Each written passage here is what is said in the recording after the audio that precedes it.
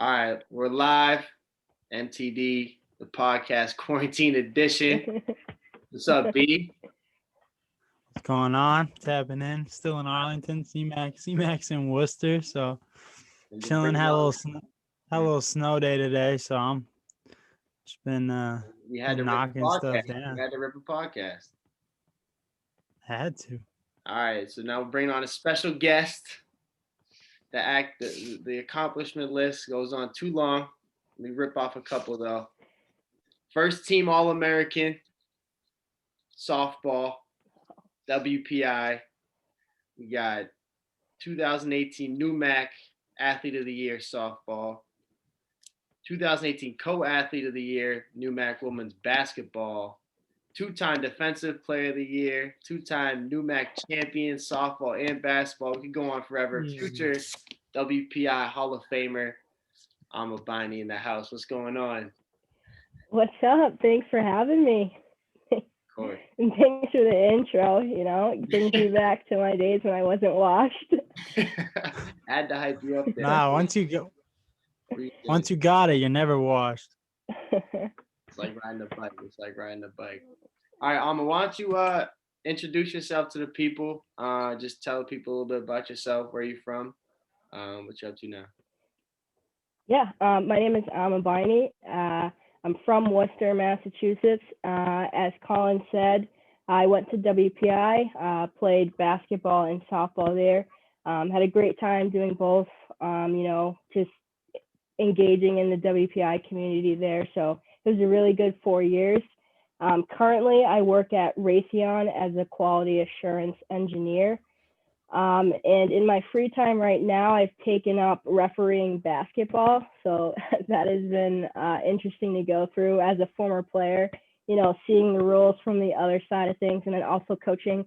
I've been coaching a softball team with my best friend the last 2 years. So that's kind of what I've been up to lately.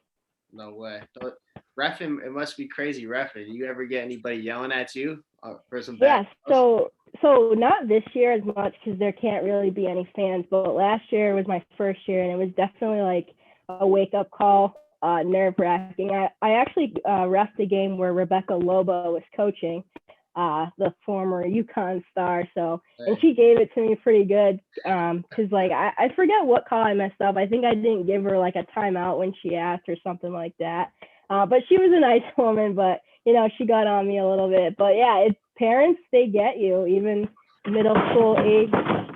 Whoa, something just fell in the background there. You might have to cut that out. But yeah, reffing is tough, but it's definitely interesting to be a part of that for sure. Some of those parents are cutthroat. They are. They are. Yeah, definitely. You handed out any technicals yet? Any T's? No, I didn't have to. I've only been up to like the JV level, so for the most part, they behave themselves for now, at least. I haven't had to tee up any coaches yet. Nice. All right, so coming up in Worcester, obviously you chose to go to school at WPI. Kind of, what was that? What was it like, kind of growing up in Worcester? Obviously, I assume you're a two-sport athlete, maybe more. And just kind of like, were you looking to go anywhere else but Worcester? Were you looking to leave, kind of go far away, or was Worcester your only option? WPI, I guess. Yeah, so at first, I thought I was going to go, across the country and go to college, get away from my parents and things like that. But at the end of the day, just, understanding who I was and, what kind of environment I would thrive in, I realized that going thousands of miles away, wasn't the best option for me. And then in terms of the two sports, surprisingly, not that many college coaches embrace that the way WPI did. They're nervous about you coming in as a freshman learning one sport, let alone two. And that was one of the reasons why I chose WPI, because both coaches, the recruiting process with them was different. As you may know, and Brendan, you as well, coaches, they kind of want to get you and lock you down, as quick as possible. And sometimes they're not always thinking about what's best for you. And what I really appreciated from Coach Witt and Coach Galasso was they cared about the decision I was making, whether that was WPI or not. So to me, it was like, okay, like these people actually care about where I spend my next 4 years, even if it's not WPI or even if it's a different NEWMAC school. So that was something I appreciated, and I definitely wanted to be a part of that atmosphere.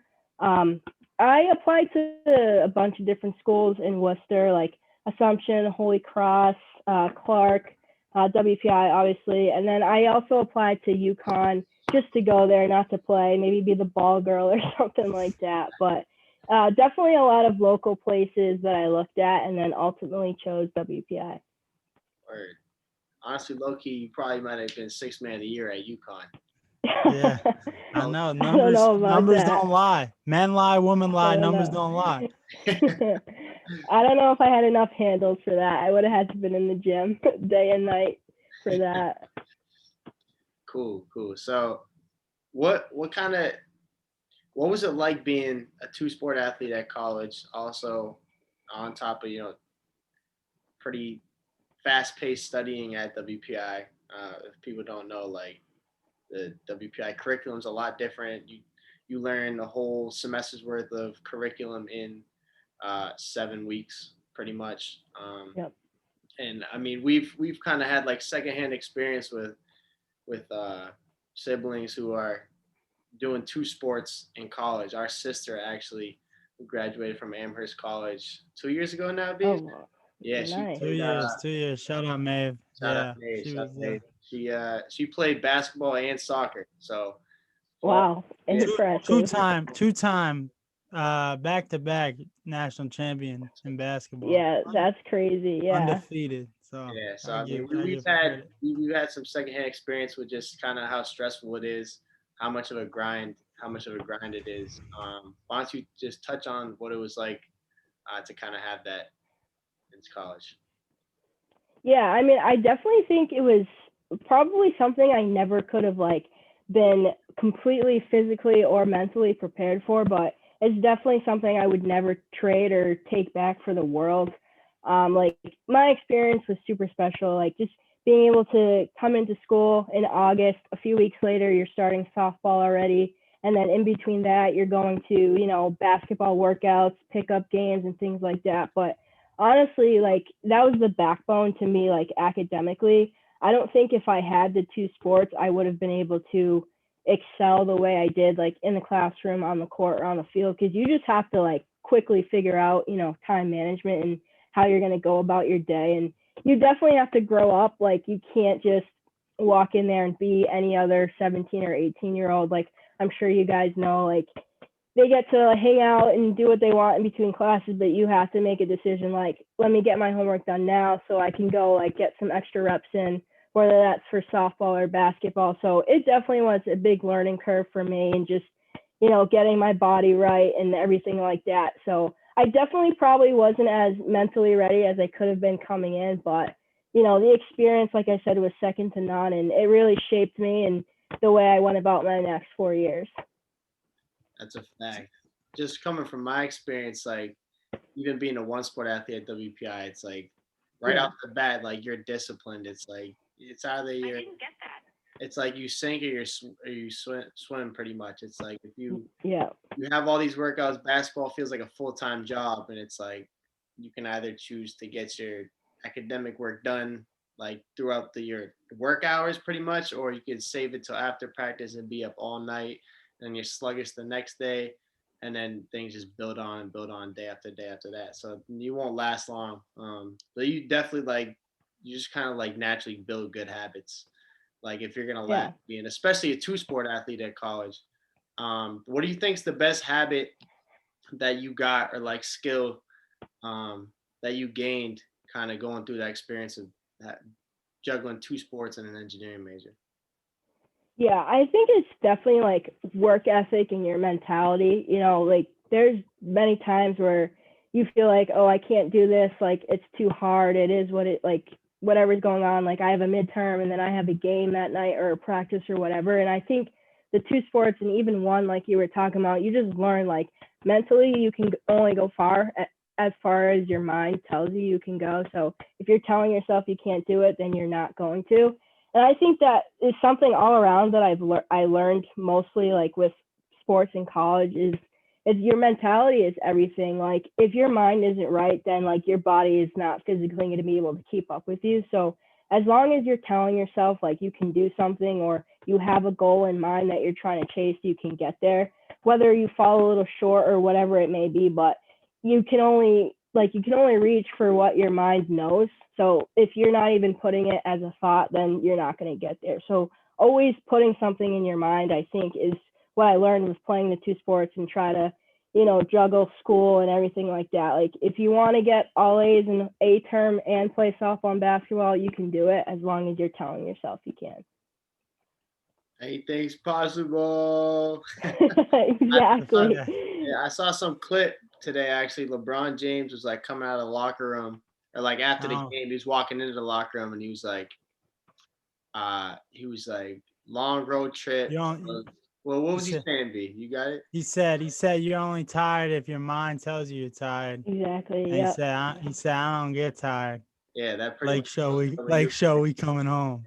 Yeah, that was tough. Yeah, that pretty much like sums up your mindset yeah. pretty much, like it explains what you're talking about. Like you know, like everyone's physically capable of doing things. It's just whether you tell yourself you are. You know what I mean? You're only as far as your mind. Yeah. Which is that's a gem right there. It's an MTD gem. MTD gem. Sure. So I have a question kind of for both of you. Yeah.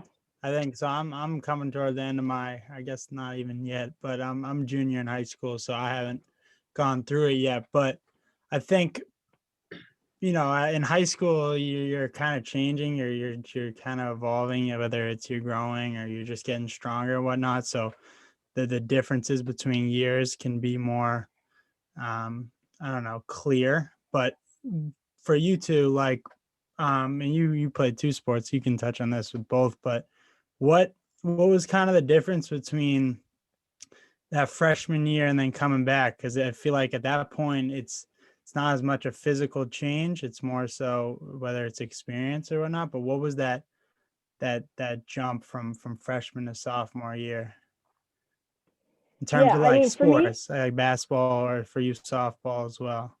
Yeah, I mean, for me personally, it's just like being more comfortable. Like when you come in, like for softball and basketball, you're learning two different new systems. Like in basketball, you're learning plays, how to play defense, like how to play basketball at a new level. And softball, she's teaching you how to hit, how to field, how to do everything differently. So I think just coming in sophomore year, it was kind of like a big like relief. It's like I know how to do everything she's explaining right now. Like it's not that fear of, that doubt initially that you might have, like, am I going to be able to do this? Like, you can do it. You just went through it for a year. So I think just like understanding that what's expected of you, and you know that you can do it, having a year to like go through it, whether you struggled through certain sections or whatever it was, that it's possible. And I think for me, that was like going to sophomore year, I was like, okay, I'm ready to like dominate and like be one of the big boys, because you've been there before, and at least there's a group of people that you already know that I guess you have a step ahead, and that you can teach them how to get there too with you. Facts. I would say like that. Yeah, she hit that spot on. I'd say like freshman year, especially for basketball, for me, like it's just a huge learning curve. Like you just learn as you go. You learn to run before you walk, pretty much. Like you just learn on the fly, and you just gotta like go with the punches. Like you got to. There's gonna be so many obstacles you're gonna face, and it's just like you're learning everything as you go. As the season goes along, like you're gonna realize that the coach that was recruiting you, he's super nice when he recruits you, but look, coaches are a lot different when they're coaching compared to when they're recruiting. Like you need to realize you're stepping into a whole different ball game, and it's just the environment you've never been in, and you're just learning so much, and you soak it all in. But then that next year you come back, that summer, you know what you need to get better at. You learned everything. Yep. And you're kind of used to the league, you're used to the system, you're used to how everything operates, you're used to building chemistry with your teammates, and you come back and it's just like the comfort level is just risen so much. So as long as you're getting better and that comfort level is there and that confidence is growing, yeah, I mean, you could take a huge jump. It's just all based on how you approach your freshman year going into your sophomore. Like that. So you were a first team All-American. Wait, CMAC, you said softball as well? Softball, she was All-American, right? It was softball All-American, was it? Yeah. Yep. Softball American. I actually looked at the stats. Junior year, you batted 370, which is pretty crazy. But I had a quick question. Well, I guess two questions. But first is, was that a goal you had kind of set for yourself? Or was that kind of like along the way you were like, oh shit, like I might be a first team All-American? Yeah, so actually, not trying to like toot my own horn or something like that, but senior year, I think for me in softball was the best year I had. If we're going to talk about like batting average, like I believe it was 445 senior year. And I think for me, like it was just understanding that like I had just come off of basketball. You know, we just lost in the NEWMAC championship, and like I realized that like basketball at a competitive level in college was done for me, and all I had left was softball. And for me, it was just like, I want to put everything into this softball season because I know I'm never going to have it back. Like I was fortunate enough, like with playing the two sports, like once one sport ended, like all of my teammates, seniors in basketball, like that was it for them. Like I was the only one that had another opportunity to play another sport that year. And for me, like I just like focused in, like I wasn't going to let anything like hold me back. And I played loose, you know, I had fun, like knowing that this was it for me. And I think that's what helped me have like the best season I could have, and eventually led to that first team All-American. Wow. I like that. That makes sense though. I feel like when you got a quiet mind, you perform at your best. So you're just kind of like not thinking. Yeah. Like that. Yeah, a lot of people don't get that second chance, but pretty much you had that second season to. Exactly. Yeah. Like I knew what it was going to feel like when it was over. So, you know, I just wanted to live it as best I could with my teammates and everything like that. So it was definitely a fun last year. All right. And then quick follow-up.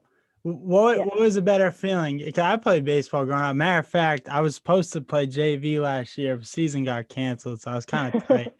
But I got my home run ball up here somewhere. I'm not gonna bring it out, but I'm coming back this year, so I know what it feels like. But to you, what was a better feeling, getting a hit or scoring a bucket? I don't know. I think it depends on like what kind of bucket we're talking about, what kind of hit we're talking about. Like in softball, like I guess both softball and basketball, like to do something in softball 3 times out of 10, you know, you're considered good at it. So, you know, the margin of error is pretty high. And then depending on, you know, what your thing is in basketball, you know, I was kind of just like a driver scorer type. So those were higher percentage shots, I guess, more of a chance going in. But, you know, the feeling of hitting a home run or hitting a good double or whatever, like it's a good feeling because, you know, it's just you and the pitcher and you're like, okay, I owned you on that one. And, you know, same thing kind of with basketball. Like when you go by someone, like a blow by or whatever it is, it's like, all right, you can't match me. So it's like, I think they both have their own competitive feels, but they are very, very different, I will say. Definitely. You could be a Hall of Famer getting a hit 3 out of 10 times. It's true. Exactly. Yeah. In the MLB for sure. But I want to like kind of turn the page a little bit and talk more about kind of like the business engineering side, which is kind of the path that you took at WPI. Well, yep. And I know like just in general, there, you know, it's a growing industry. Obviously, it's becoming more diverse, engineering. But just kind of, it's mostly like a male dominant industry, I would say, and it's definitely getting better. But what's kind of like your mindset going to WPI, thinking and realizing like how many males are at WPI, one, in the engineering space, and just like kind of your mentality going into that, majoring in management engineering. So kind of like the business and engineering space, and like how you kind of went about just like, I guess, that obstacle where it's like, oh, women aren't as prevalent in this industry as normal, which but like it seemed like you were kind of like, it didn't really matter to me, which, it's kind of like that mentality that you have playing two sports. Yeah, I mean, coming into WPI, like I knew that it was going to be more male dominant, but kind of getting there on the first day, you're like, okay, yeah, there are a lot more guys around.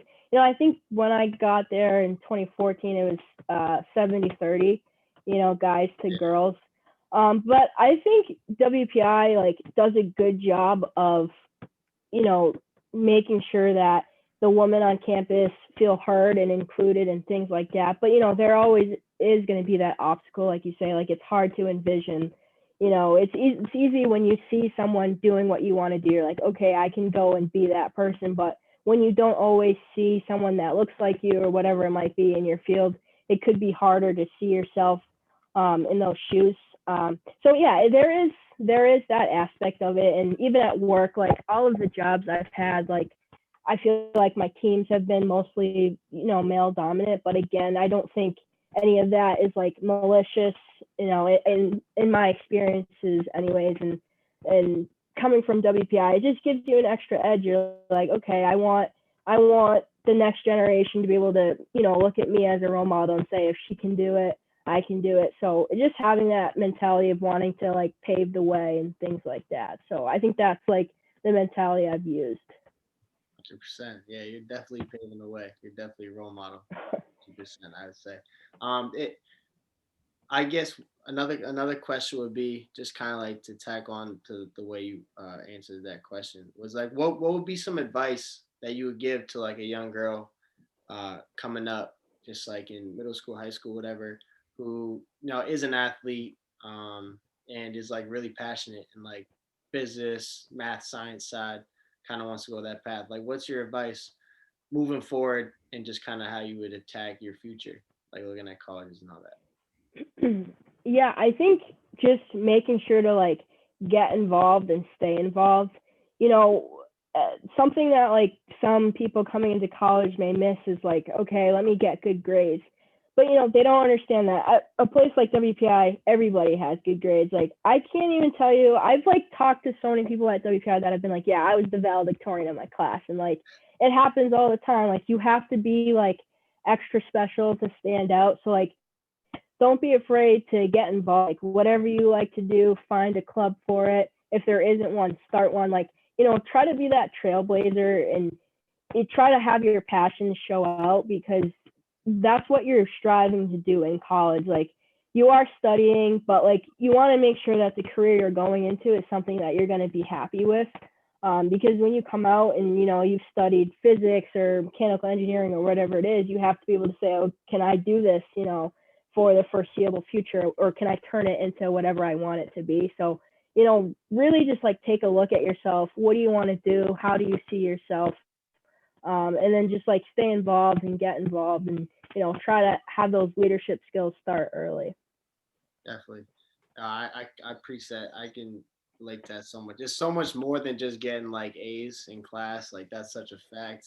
Yeah. At school, like getting involved, whether it's just kind of athletics or like different clubs. Like I noticed you were part of the Big Brother Big Sister program as well. Yeah. Not do Big Brother Big Sister of America in at WPI. Like just kind of like getting out there, like building leadership skills like that as like a mentor, and like realizing that getting good grades is not everything, because if you're focusing on the grades, then you're just going to be cheating your way through all of college if an A means that much, so much to you.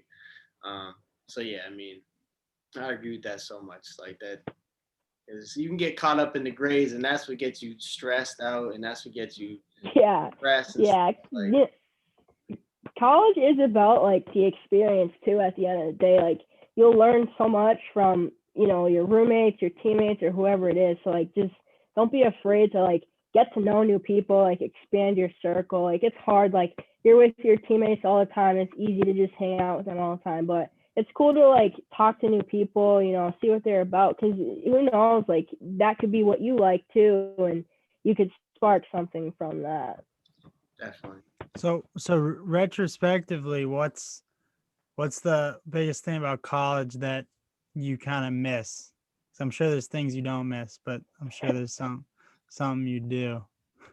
I think just like, you know, just being with like all of your friends in one place, you know, like pre-COVID times, I guess, you know, at any point in time, you could just be like hanging out with your people. Like, I know, like, I think it was either sophomore or junior year, like we have this place at WPI called the Campus Center, and Katie Nugent, you know, she would just be like, hey, I'm in the CC, like, come hang out with me. And like, before we know it, like the whole team would just be in the CC, like making noise, like hanging out there all day. So like, that's the stuff I miss, just like hanging out. Like, you know, you don't really have like full responsibilities like you do now, like paying bills or whatever it is. So just like, you know, that carefree mentality, just like, I mean, I'm still young now, but like being even younger and like just being able to, you know, go to class, go to practice, and hang out with your friends and things like that. That's really what I miss.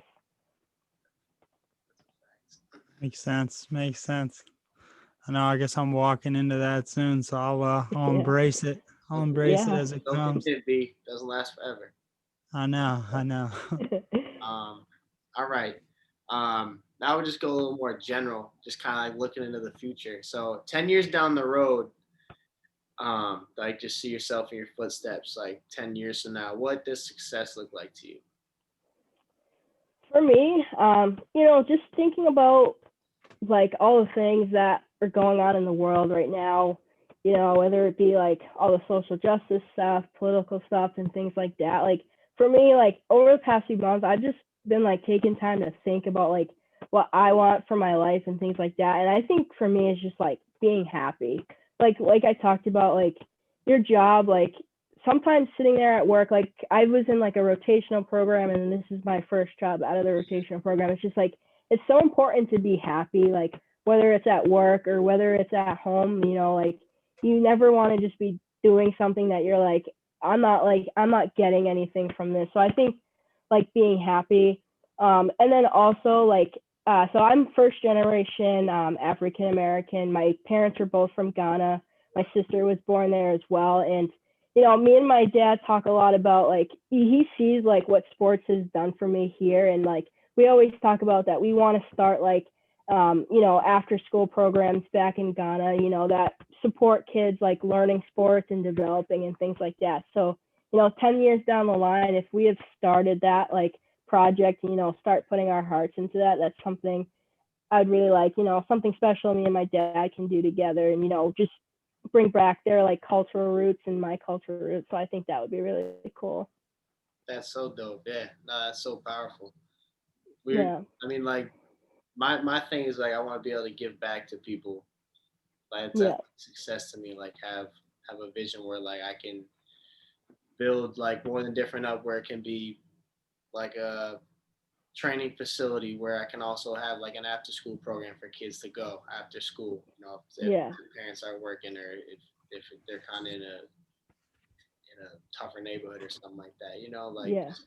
that, like that's such a selfless thing. And if you have the resources and the money for it, it goes a long way, and just kind of For show sure. support, because the younger generation is everything, you know.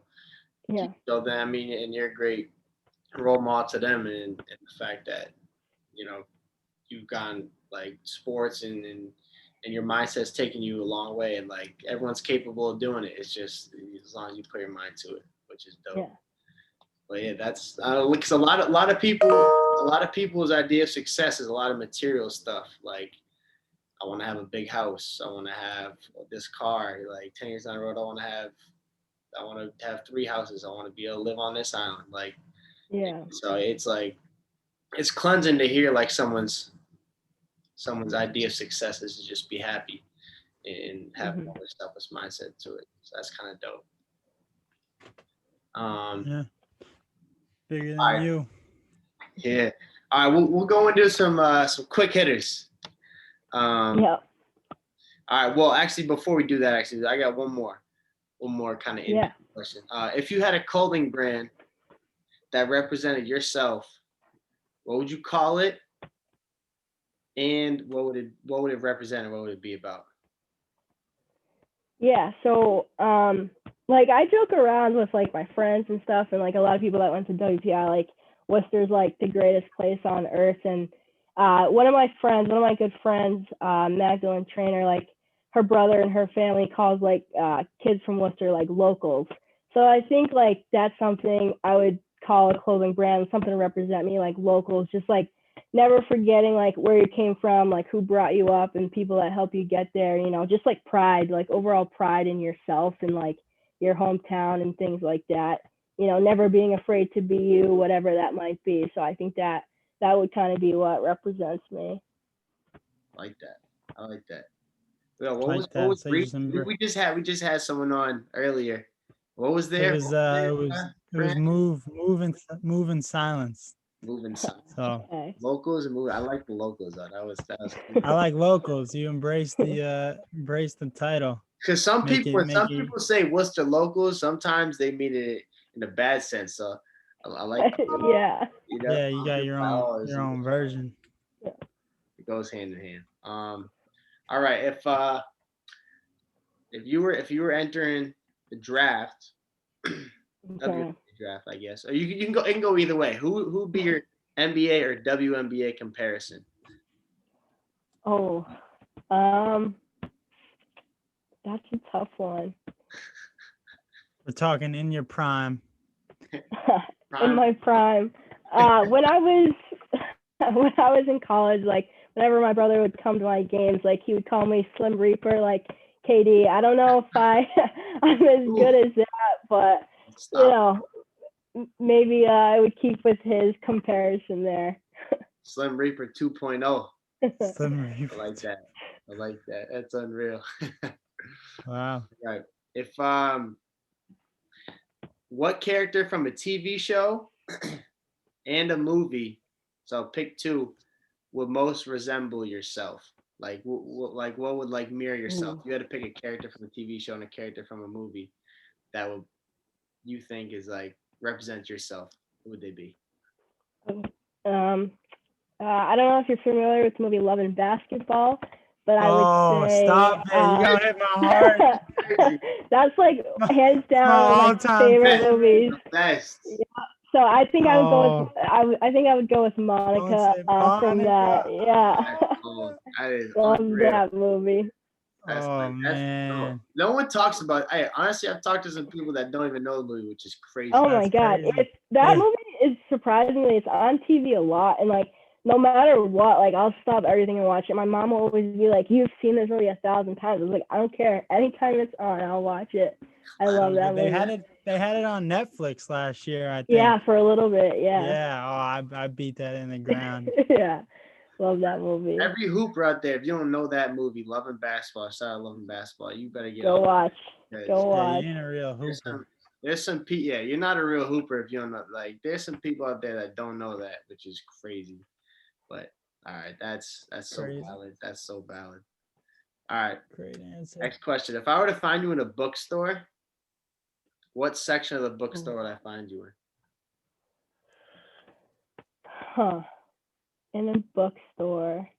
Like probably probably like a sappy like rom-com romantic type movie. Like I'm a sucker for those type of movies and stuff, so that's probably the type of book I would read. Like I will admit shamelessly I'm not too big of a reader, which I should probably get more into, but that's probably the section I would head towards first. Besides, now there's CMAC. I stand tall. I stand tall. I do read a lot, but CMAC swears. CMAC set this goal for himself about 2 years ago. Said he was gonna be able to read as many books to stack to the ceiling. I think he might have gotten one about like this thick. So you just gotta start. I tell myself when I'm done with grad school, then I'll read more. That's my excuse. Yeah, you got priorities. Also talk about that, like kind of your experience having balanced basketball and softball. along with getting your bachelor's degree in college to now having a full-time job where you're working at Raytheon, one of the biggest defense companies in the country, and balancing getting your MBA, is it? Yes. Yep. So I'm at Bentley University, and yeah. So this is my second semester or third semester now. It can be tough, just having to work all day, and then the classes are either like 5 p.m. to 7:30 or 7:30 to 10. So it can make for a long day, but again, it's just like the time management and determination piece for it. And it's nice too that my company is paying for it full. So that is motivation to get it done, knowing that, it's not coming out of my pocket, but just like, it's just a grind. You just have to grind through it, whatever days you have class.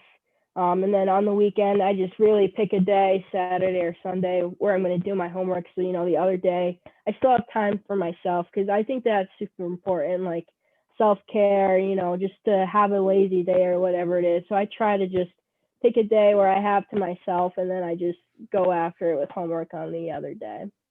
Facts. Having a life balance is everything. You got to be able to have some time to yourself. Otherwise, you end up yourself completely. So here's another quick question that goes right off of that. So you're obviously doing all this studying, all this work to be as informed as you have to be in your field. But if you could instantly become an expert at anything, what would it be?